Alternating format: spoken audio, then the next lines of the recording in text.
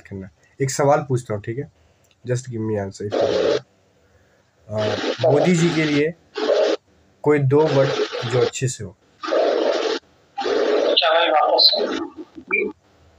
मोदी जी जो है ना, मोदी जी हमारे प्राइम मिनिस्टर मोदी जी, उनके लिए कोई 2 शब्द बताइए।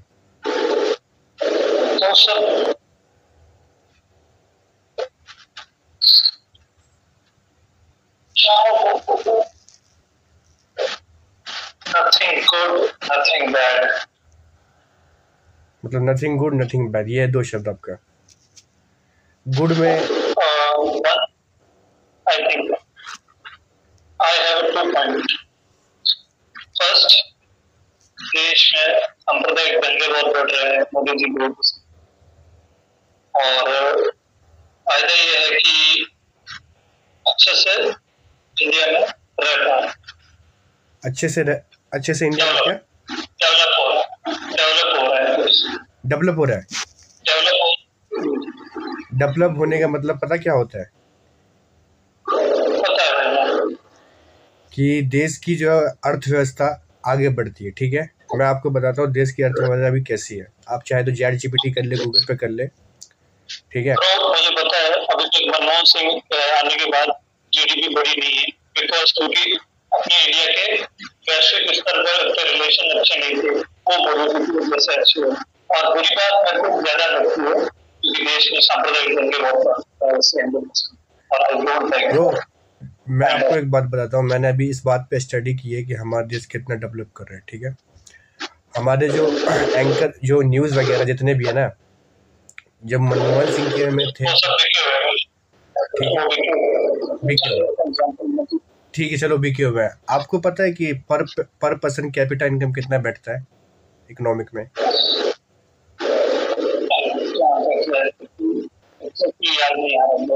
2300।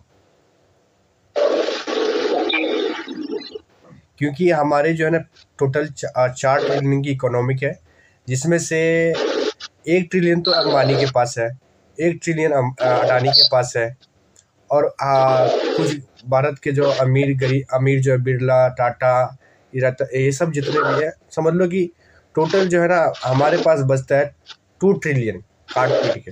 फिर 2 ट्रिलियन में हमें 3 माध्यम है, 3 ये है, क्या कहते हैं, सत्र है। एक पहला सत्र हुआ जो अमीर हो गया, दूसरा हो गया मिडिल क्लास, एक हो गया पुअर वाले तो बस 60 रुपये कमाते हैं दिन का। जो पुअर में 8 करोड़ जनता जो है अभी वो 60 रुपये कमाते हैं, और उसके बाद जो मिडिल क्लास में है वो 10,000 से 15,000 के अंदर कमाते हैं, और जो थोड़ा अच्छे पोजीशन पे है वो 40 से 50 के अंदर में कमाते हैं। ये हमारे देश की स्थिति है।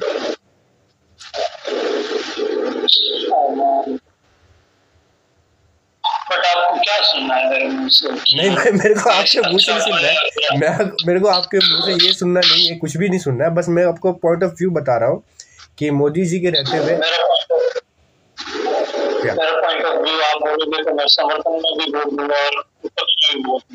नहीं, देखो नहीं, मैं वो आपकी बात सही है, आप सेकुलर, मैं भी सेकुलर हूँ, लेकिन मेरा ये कहना है कि अगर कोई देश के लिए अगर अच्छा काम करता है तो उसको अप्रिशिएट करना बनता है, ऑब्वियसली बनता है, क्योंकि एज ए इंसानियत की वो मोदी जी ने एक डिजिटल काम बहुत अच्छा किया, जैसे कि फ़ोन पे वगैरह, डाटा कॉलिंग्स, ये सब मतलब बहुत देखा जाए तो ऑल ऑफ द वर्ल्ड्स वहाँ पे बहुत ज़्यादा एक्सपेंसिव पड़ता है अकॉर्डिंग टू इंडिया।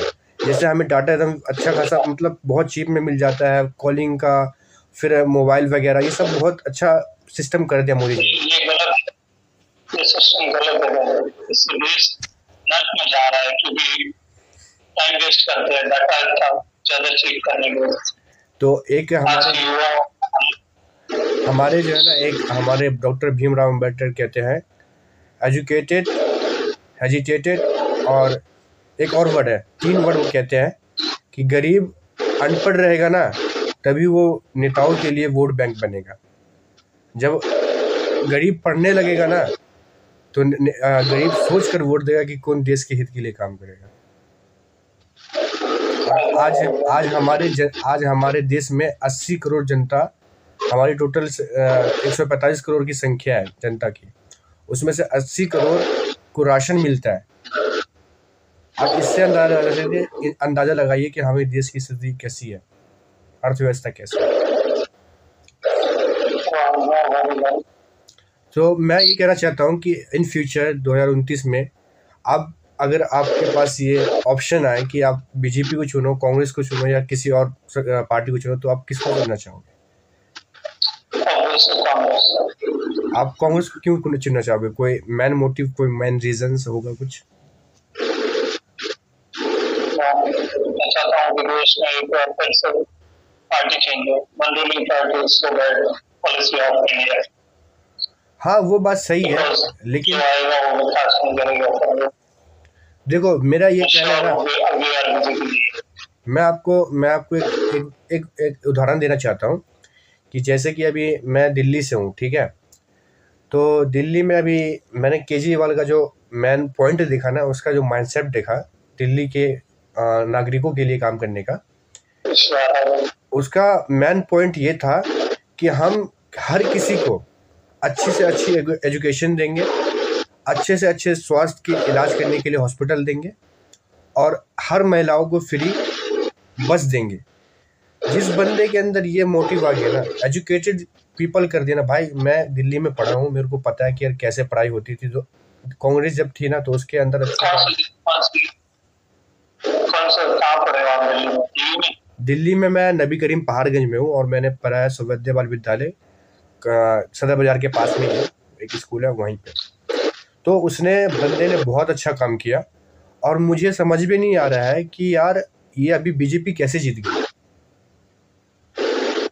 मेरे को पता है क्योंकि बीजेपी के पास है सोशल मीडिया नेटवर्क, वो साथ में कोई पेट्रोल करती है कि वो आप वोट देने से पहले 100 बार सोचिए कि यार इस आदमी को दे रहा हूं, मैं इस आदमी को जो यहाँ से आलू डालो वहां से सोना निकालो। हालांकि वो कमेंट राहुल गांधी का था भी नहीं,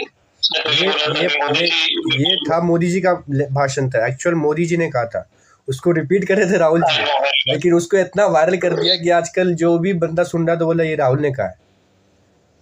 और आजकल वो पैड वाला उस पर राहुल गांधी का फोटो भी नहीं है और उस पर कार्रवाई भी नहीं हो रही है।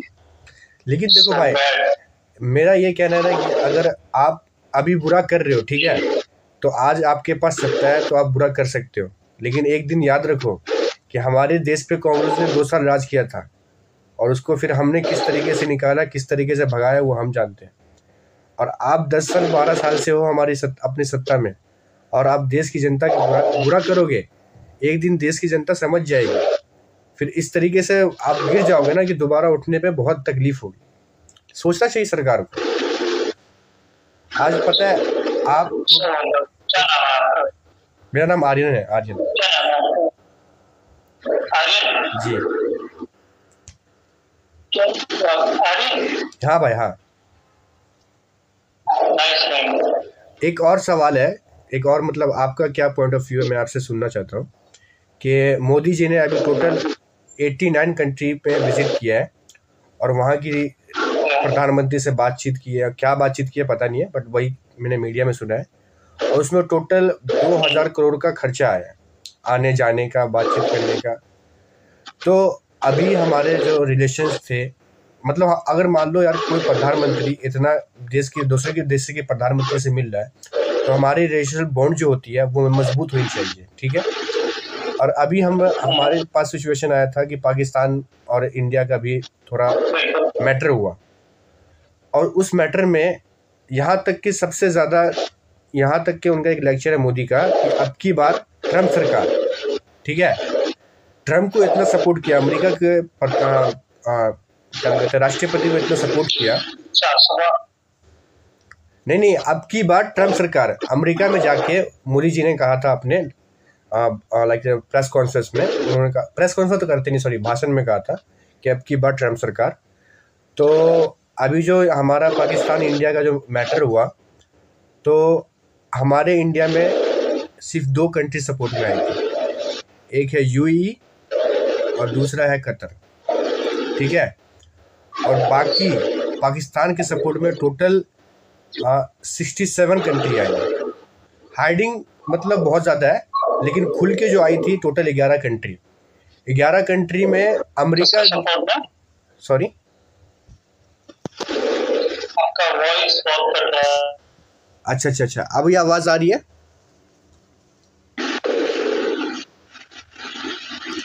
नेटवर्क इशू आ रहा है। मे बी हो सकता है। अभी आवाज आ रही है आपको?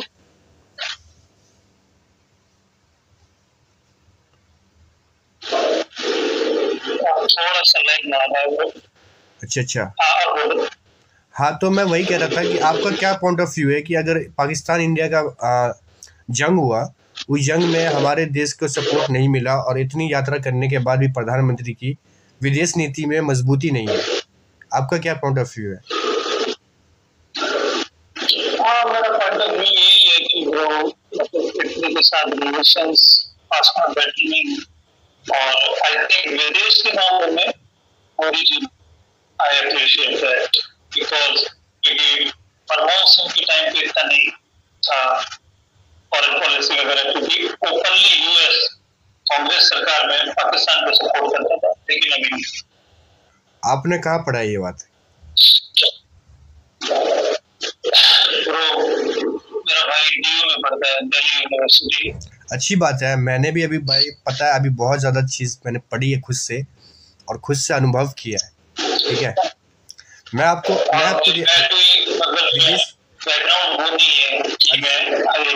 अच्छा, आपने बोला कि विदेश नीति में हमारे देश के प्रधानमंत्री मतलब मोदी जी ने अच्छा काम किया।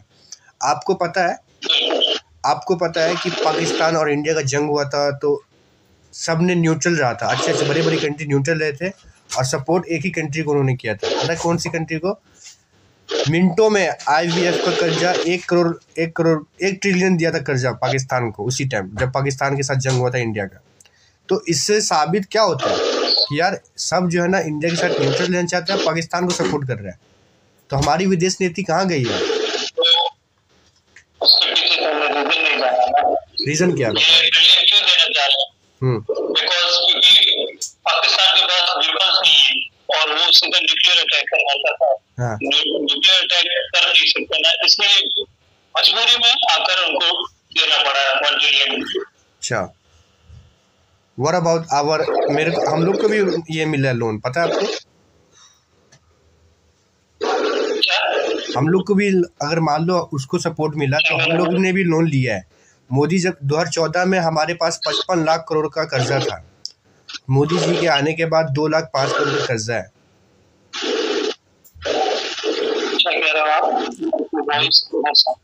मैं कह रहा हूँ 2014 से पहले हमारे पास 55 लाख करोड़ का कर्जा था और मोदी जी के आने के बाद 2 लाख 5 करोड़ का कर्जा, यानी 1.5 लाख का कर्जा सिर्फ 12 साल में।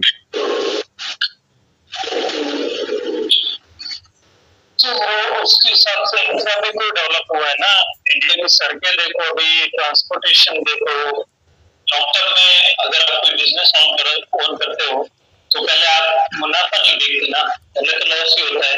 मैं ये नहीं कह रहा कि बिल्कुल सही कर रहे हैं, ये मेरे से बेहतर अपने जो वित्त विभाग है वो बता सकते हैं, मैं उसका नॉलेज नहीं। बट मेरा तो यही पॉइंट ऑफ व्यू है कि अगर आप बिजनेस शुरू कर रहे हो या किसी चीज में इन्वेस्ट कर रहे हो, उसका रिटर्न बाद में पहले आपको लोन लेना ही पड़ेगा।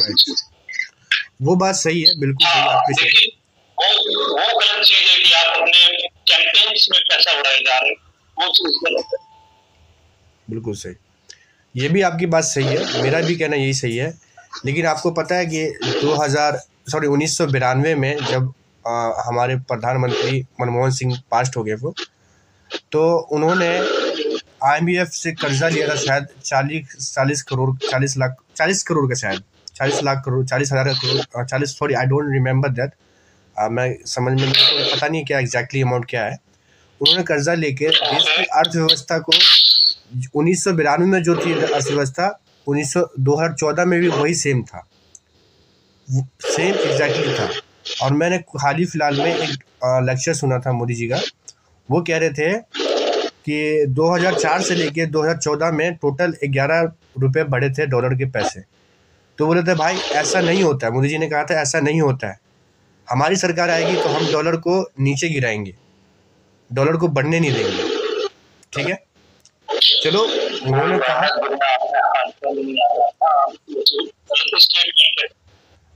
सॉरी, अगर डॉलर अपने हाथ में होता गिराना बढ़ाना तो फिर अच्छा आपने सिंगापुर के बारे में पढ़ा है? सिंगापुर कैसे था? हाँ सुना हुआ है, पढ़ा तो इतना नहीं बट बहुत ही। वहाँ के एक प्राइम मिनिस्टर थे, 1974 में बने थे। पहले तो सिंगापुर पे ना ब्रिटेन का राज था, ठीक है। सारी कंपनियां ब्रिटेन जो होते हैं यूके के, अंग्रेजों का राज था वहाँ पे सिंगापुर पे। और उन्होंने ना सारी स्कूल वगैरह जो भी था सब अपने अंडर ले रखा था।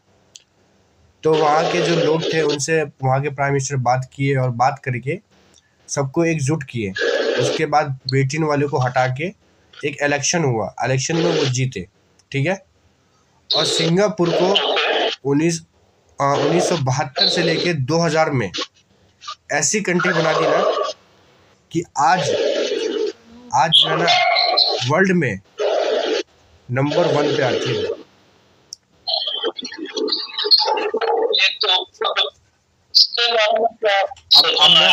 अब मैं आपको बता दूं कि सिंगापुर से कंपेयर मत करो, क्योंकि इंडिया का छोटा सा स्टेट देख लो और सिंगापुर देख लो, पॉपुलेशन देख लो उसी से। ऐसा तो आप बोल रहे हो कि उस समय इतना लोन था और अभी इतना लोन है, महंगाई भी बढ़ी है। ओके ठीक है, सिंगापुर से कंपेयर मत करो, चलो आप चाइना से कंपेयर कर लो, आपके बगल की कंट्री उसकी। क्योंकि वहाँ पर प्रोडक्टिव सिस्टम है, प्रोडक्टिव आप कुछ बनाओगे तो ही आपको चीजें मिलेगी। हमारे सबसे बेकार चीज क्या है कि इंडिया की एजुकेशन सिस्टम, जो कि आने वाले 25-30 साल में नहीं सुधर सकती। राइट, जब तक बंदा एजुकेटेड नहीं होगा ना, जब तक आज हमारे पास एक से एक नमूने हैं। आज गूगल का जो CEO है हमारे इंडिया का है, आज एप्पल का जो CEO है हमारे इंडिया का है। वो इंडिया में क्यों नहीं बना रहा ऐसा ऐप? वो इंडिया के लिए क्यों नहीं काम कर रहा है? क्योंकि हमारी सरकार उसको अफोर्डेबल नहीं कर सकती, इसलिए। वरना उस बंदे को वो अफोर्ड करके इंडिया के लिए रिप्रेजेंट करेगा, एक से ऐप बना के वो देगा। आज ChatGPT किसने बनाया? हमारे इंडियन ने बनाया, यूज सारे कर रहे हैं। तो हमारी गवर्नमेंट को जो है ना उस सेक्टर में फॉलो, मतलब जो बंदा एजुकेटेड है और कुछ नई चीज़ों में इंटरेस्ट रखता है उसको सपोर्ट करना चाहिए।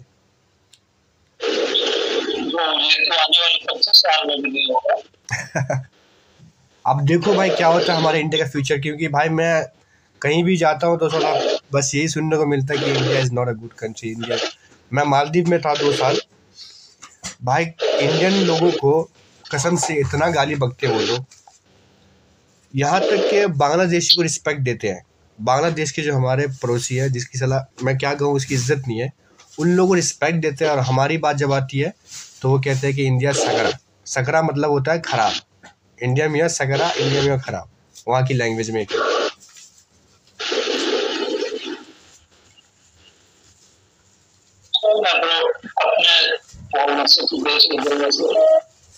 हाँ वो तो अपने बोलने से नहीं है, लेकिन हम लोग को माइंड सेट बनाना चाहिए कि हमें उस नेता को चुनना चाहिए जो हमारे देश के विकास करे। ऐसा है भाई कि माइंडसेट चेंज करने में 5 साल लगे। हाँ, और इसी कारण से तो इलेक्शन जीत के आ रहे हैं। राइट, आप वही देख रहे हो जो सरकार चाहती है आपके सामने। अच्छा, मैंने एक और वीडियो देखा था, उसमें कह रहा था कि एक बंदा कि अगर आटा 500 किलो हो जाए और गैस 5000 रुपये हो जाए सिलेंडर, फिर भी हम मोदी को वोट देंगे। क्या आपका ये मानना सही है? आम आदमी खाना कैसे खाएगा? जिसकी कमाई 400-300 रुपये डेली की है, जिसकी कमाई 100-200 रुपये, वो कहाँ से लाएगा पैसे? वही बात है, क्योंकि उसका सैलरी नहीं बढ़ रही है, सिर्फ कॉस्टिंग बढ़ रही है, प्रोडक्ट की कॉस्टिंग बढ़ रही है, सैलरी नहीं बढ़ रही। सही बात है। एक्चुअली हम लोग का ना एक फैक्ट्री था लेडीज पर्स का, तो 2015 के बाद से अच्छा था, बिजनेस अच्छा था 2015 तक। तो हमारी जो कॉस्ट पड़ती थी ना लेडीज़ पर्स की, और जो हमें प्रॉफिट होता था, तो वो प्रॉफिट आज भी सेम वैसा ही है। लेकिन जो आइटम मटेरियल्स जो होते थे, जैसे उसमें हम लगाते थे फेविकॉल्स, ग्लू, ये सब लगाते थे, रबड़ वगैरह लगाते थे, उसकी कॉस्ट एक्सपेंसिव हो गई, बढ़ गई है। बट बाकी जो है ना, जो प्रॉफिट था वो सेम है, इक्वल, 2015 से लेके 2024 तक। सो जो मुनाफा हमें होता था 100 रुपये, अब हो रहा है 50 रुपये, इसलिए हमने वो बिजनेस बंद कर दिया। क्या करें?